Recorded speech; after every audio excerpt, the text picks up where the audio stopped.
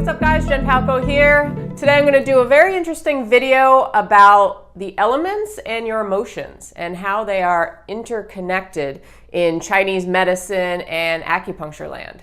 So this should be a fun one. If you're not familiar with acupuncture or traditional Chinese medicine at all, you may know that it goes back thousands of years, and it's a very interesting field to study. At least I found it very interesting to study because it looks at the emotions as very ingrained in our physical selves, okay? And just to give you a background about the 5 elements in acupuncture, traditional Chinese medicine, there are 5 elements, and the elements pertain to each of the organ systems of your body. So if you could see my chart here, you have fire element, which pertains to the heart and small intestine. You have earth, which pertains to stomach and spleen. You have metal, which is lung and large intestine. You have water, which is the urinary bladder and the kidneys. And you have your wood element, which is your gallbladder and your liver. So in TCM, each of these, it's not so much your physical organ, it's more the energetics of your organs, okay?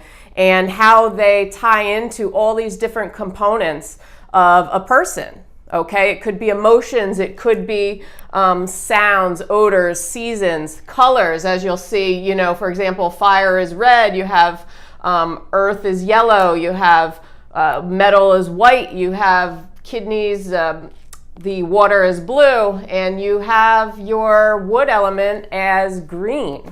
Okay, so you have colors, you have emotions, you have tastes.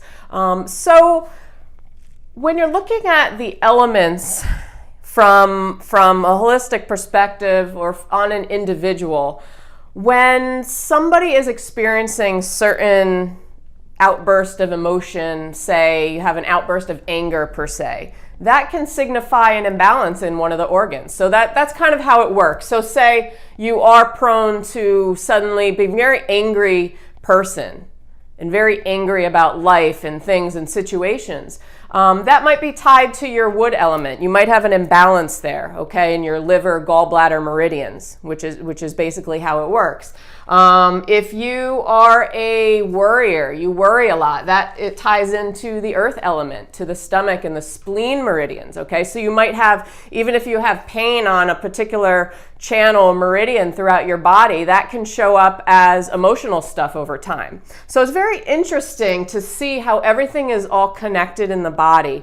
We all have all of these elements within us, okay? But usually we gravitate towards having one that's kind of like our primary element, okay? So say somebody is fearful by nature, or they are, they have a lot of issues with either incontinence or maybe kidney issues over time or just old age. That can sometimes be attributed to an imbalance in the water element, okay, the kidneys and urinary bladder. Say somebody has a lot of stress in their life. They have a lot of liver qi stagnation, as we would call it. They're very frustrated all the time. They feel very stuck. That's often an imbalance in the wood element, okay, in the liver, gallbladder meridians. So you can kind of see how this works. Somebody who maybe either has an overabundance of joy or a lack of joy, that can be attributed to the heart element. Okay, so all these things are interconnected. So you can see how the elements kind of apply to acupuncture and how they're all intertwined with one another. Okay, so that's it. Just wanted to give you a gist of the elements and from a TCM perspective and how they play a role in you and your body and your emotions and what you're experiencing. And if you are experiencing kind of sudden emotions of something, or you are prone to kind of just being like a worrier or just being an angry person or just being overly excited about everything or all that kind of stuff. It can definitely play a role, or it can definitely determine which element either you are, which element might be out of balance for you. So hope this was helpful. If you have any questions, let me know. I'll be happy to answer, and peace.